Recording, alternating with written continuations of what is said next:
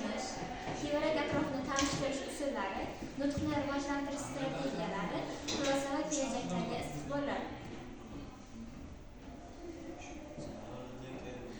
Aqli zaif o'quvchilar odatda o'zlariga xos qiyinchiliklarga duch kelishadi. Ularning o'qish va tushunish qobiliyatlari cheklangan bo'lishi mumkin. Bu esa ta'lim jarayonida muhim ahamiyat kasb etadi. Tevarak atrof bilan tanishtirish, ularning nutqini rivojlantirishga yordam beradi. Shu bilan bir qatorda ijtimoiylashuvga ham yordam beradi. Tevarak atrof bilan tanishtirish aqli zaif o'quvchilarga ularning atrofdagi dunyoni tushunishga yordam beradi. Bu jarayon orqali bolalar o'z fikrlarini ifoda etishga va o'zaro muloqot qilish ko'nikmalarini rivojlantirishga, ularning nutqiy qobiliyatlarini shakllantirishga yordam beradi. Shu bilan bir qatorda interaktiv faoliyatlar va o'yinlar samarali bo'lishiga ham yordam beradi. Nutqni rivojlantirish strategiyalari. Bundan birinchisi, aqli zaif o'quvchilar uchun nutqni rivojlantirishda o'yinlar muhim rol o'ynaydi. O'yinlar orqali bolalar o'zaro muloqot qilishni o'rganadi va yangi so'zlarni o'zlashtirishadi. Vizual materiallar, masalan, rasm va videolar bolalarning tushunishini oshirishga yordam beradi. Ular ko'rish orqali o'rganish imkoniyatiga ega bo'lishadi. Shuningdek, ko'proq savol-javoblar va muhokamalar tashkil qilish bolalarning fikrlarini ifoda etishlariga yordam beradi. Bu ularning o'ziga bo'lgan ishonch qobiliyatlarini mustahkamlashga yordam beradi. Tevarak atrofni tanishtirish aqli zaif o'quvchilar uchun muhim. Bu jarayon ularning nutqini rivojlantirishga va atrof-muhitni tushunishlarini yaxshilaydi. Shu bilan bir qatorda ushbu usullar orqali o'quvchilar o'z fikrlarini ifoda etish, savollar berish va muloqot qilish ko'nikmalarini oshiradilar. Jamiyat hayotida bo'layotgan yangiliklardan boxabar bo'lishga ham katta ahamiyat kasb etadi. Interaktiv ta'lim usullari.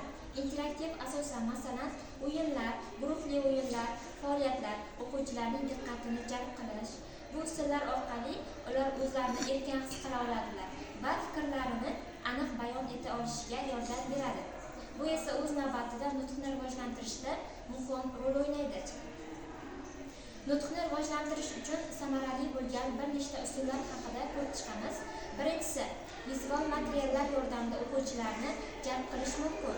Rasmlar, diagrammalar ularga yangi so'zlarni yodlashga hamda lug'at boyligini kengaytirishga yordam beradi. Ikkinchisi, rolli o'yinlar orqali o'quvchilar o'z fikrlarini ifoda etish ko'nikmalarini rivojlantirishadi. Bu usul ularga muloqot qilishda ishonch beradi. Uchinchisi, muntazam ravishda amaliy mashg'ulotlar o'tkazish nutq ko'nikmalarini mustahkamlashga yordam beradi. Tevarak atrofni tushunish. Aqli zaif o'quvchilar uchun tevarak atrofni tanitish ularning nutqini rivojlantirishda muhim ahamiyatga ega hisoblanadi.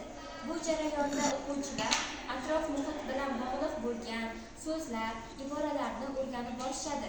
O'qituvchilar o'quvchilarga atrofdagi obyektlar, ranglar va shakllar haqidagi ma'lumotlarni berish orqali ularning nutqiy ko'nikmalarini rivojlantirishga erishadi. Bu mashqlar o'quvchilarga o'z fikrlarini ifoda etishga, aniq bayon etishga ko'maklashadi. Nutqni rivojlantirish mashqlari. Tevarak atrof bilan tanishtirish jarayonida o'quvchilarga turli xil mashqlar berish zarur hisoblanadi. Bulardan masalan, o'quvchilarni obyektlar haqida savollar berishga undash, ularning javoblarini tinglash va tahlil qilish orqali nutqni rivojlantirishimiz mumkin bo'ladi. Bu usullar o'quvchilarning o'z fikrlarini shakllantirishga, erkin bayon qila olish qobiliyatini rivojlantirishga yordam beradi.